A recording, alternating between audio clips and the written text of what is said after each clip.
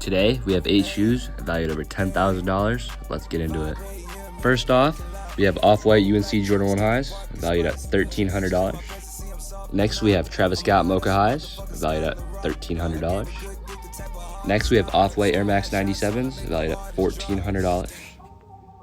Now we have Travis Scott Phantom Lows, valued at $800. Travis Scott Jordan Low Reverse Mochas, valued at $1,200. One of my favorites, the Off-White Dunk Low, lot 1 out of 50, valued at $1,400. Second to last, we have Trophy Room Jordan highs, valued at a little over $1,000. And last but not least, the most expensive pair out of the 8, Travis Scott Jordan Low Fragments, valued at over $2,000.